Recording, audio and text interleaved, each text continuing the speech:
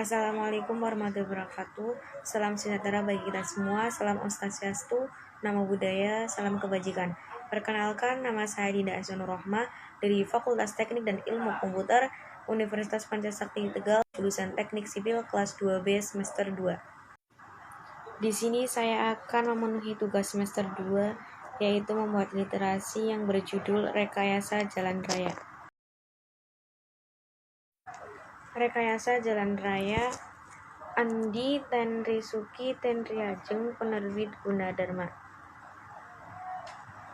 Perkerasan jalan adalah campuran antara agregat dan bahan ikat yang digunakan untuk melayani beban lalu lintas. Agregat yang dipakai yaitu batu pecah, batu belah, batu kali hasil samping peleburan baja. Lapisan perkerasan jalan. Berdasarkan bahan ikat, lapisan perkerasan jalan dibagi atas dua kategori. Yang pertama, lapisan perkerasan lentur. Yang kedua, lapisan perkerasan kaku. Pondasi atas. Lapis pondasi atas adalah bagian lapis perkerasan yang terletak antara lapis permukaan dengan lapis pondasi bawah atau dengan tanah dasar bila tidak menggunakan lapis pondasi bawah. Lapis pondasi bawah. Lapis perkerasan yang terletak antara lapis pondasi atas dengan tanah dasar. Fungsi lapis pondasi bawah.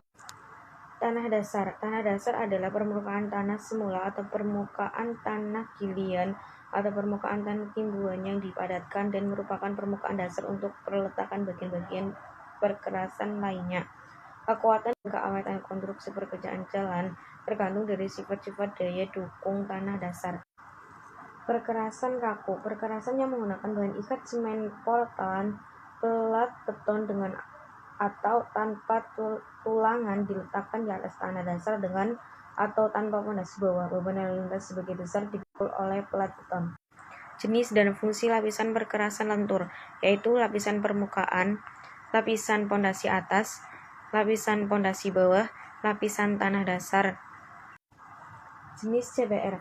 Berdasarkan cara mendapatkan sampel tanahnya, CBR dapat dibagi atas CBR lapangan rendaman, CBR rencana titik. Kepadatan dan daya dukung tanah.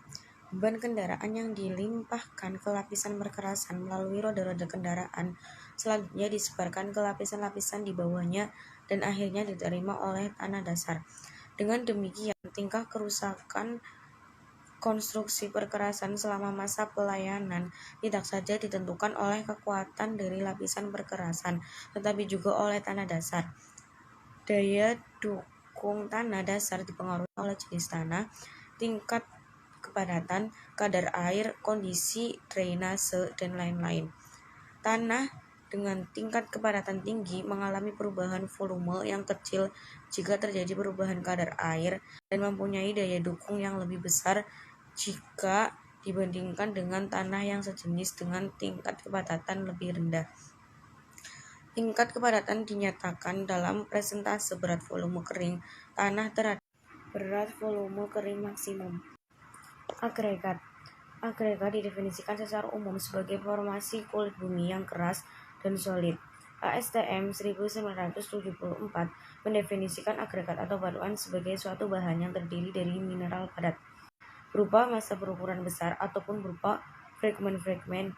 Agregat atau batuan merupakan komponen utama dari perkerasan jalan yang mengandung 90-95% agregat berdasarkan persentase berat atau 75-85% agregat berdasarkan presentasi volume. Dengan demikian, daya dukung, keawetan, dan mutu perkerasan jalan ditentukan juga dari sifat agregat dan hasil campuran agregat dengan material lain. Klasifikasi agregat ditinjau dari asal kejadiannya. Agregat atau batuan dapat dibedakan atas batuan beku, batuan sedimen, atau batuan metamorf. Sifat agregat. Sifat dan kualitas agregat menentukan kemampuannya dalam memikul beban lalu lintas. Agregat dengan kualitas dan sifat yang baik dibutuhkan untuk lapisan permukaan yang langsung menerima beban lalu lintas dan menyebarkannya ke lapisan di bawahnya. Sekian dan terima kasih, kurang lebihnya mohon maaf. Wassalamualaikum warahmatullahi wabarakatuh.